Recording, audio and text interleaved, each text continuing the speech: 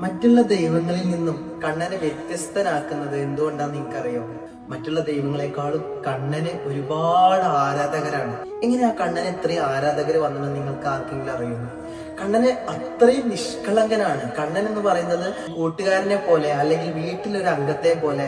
നമ്മുടെ വീട്ടിൽ അമ്മമാരൊക്കെ വരുമ്പോൾ കണ്ണാ, ഉണ്ണി എന്നൊക്കെ വിളിച്ചിട്ടല്ലേ നമ്മൾ പ്രാർത്ഥിക്കാറ് ഗുരുവായൂരപ്പനെ. അവിടെ എല്ലാവരോടും നമ്മൾ പ്രാർത്ഥിക്കുന്നത് നമ്മളെ ഈശ്വര നമ്മളെ രക്ഷിക്കണേ എന്നാണ്. പക്ഷെ നമ്മളെ കണ്ണൻ്റെ അടുത്ത് ചെയ്യുമ്പോൾ കണ്ണാ, ഉണ്ണി എന്നെ രക്ഷിക്കണേ, എന്റെ കൂടെ ഉണ്ടാവണേ അണ്ണാ എന്നല്ലേ നമ്മൾ പറയാം. കണ്ണനോളം ഒന്നും ഇല്ലാതാണ് അതിന്റെ അർത്ഥം. കണ്ണനേക്കാളും വേറെ ഒന്നും ഇല്ല. കണ്ണനാണ് ഈ ലോകം. കണ്ണൻ അത്രയും നമുക്ക് വേണ്ടപ്പെട്ട ആളാണ് കണ്ണൻ, അല്ലെ? നമ്മുടെ ഒരു കുട്ടിയെ പോലെ, ഉണ്ണിയെ പോലെ. ആ ഗുരുവായൂരിലൊക്കെ ചെല്ലുമ്പോൾ കണ്ടിട്ടുണ്ടാവും നിങ്ങളൊക്കെ, ഗുരുവായൂരപ്പ ഉണ്ണി കണ്ണാ കാത്തോളണേ, എല്ലാവരും കരഞ്ഞിട്ടൊക്കെ. അപ്പൊ കണ്ണൻ എന്ന് പറയുന്നത് നമ്മൾ കരയുന്നതിനോടൊപ്പം തന്നെ കണ്ണനും കരയുന്നതാണ്, അല്ലെ? കണ്ണന്റെ ആ നിഷ്കളങ്കമായ രീതിയിൽ നമ്മൾ കണ്ണാ എന്നെ രക്ഷിക്കണേ പറഞ്ഞിട്ട് കരയുമ്പോൾ കണ്ണനും കൂടെ കരയുന്നതാണ്. അത്രയും നിഷ്കളങ്കനായ ഒരു മുഖമാണ് നമ്മുടെയൊക്കെ മുന്നിൽ കണ്ണൻ എന്ന് പറയുന്നത്. കുറെ ആളുകൾക്ക് ഒരുപാട് കഥകളുണ്ട് പറയാൻ, അല്ലെ?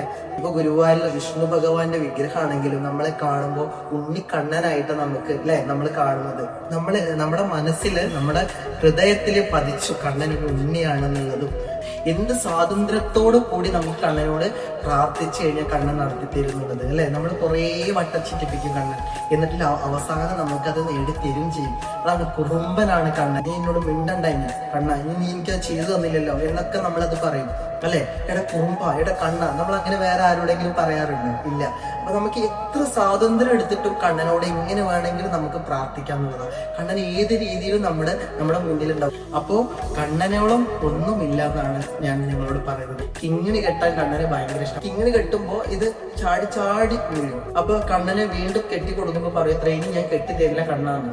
അപ്പൊ മിണ്ടാതെ അത് കെട്ടിയിട്ട് പിന്നെ അത് ചാടില്ല എന്നൊക്കെ പറയാം. അതൊരു വിശ്വാസം. അപ്പൊ കണ്ണനോടുള്ള സ്നേഹം, കണ്ണൻ നമ്മളോട് കാണിക്കുന്ന കുറുമ്പ് അത്രയും വലുതാണ്. അപ്പോ ഈ ശ്രീകൃഷ്ണ ജയന്തിയുടെ അന്ന് നിങ്ങൾക്ക് എല്ലാവർക്കും കണ്ണന്റെ അനുഗ്രഹം ഉണ്ടാവട്ടെ. എല്ലാവർക്കും നന്മയും ഐശ്വര്യവും ഉണ്ടാവട്ടെ.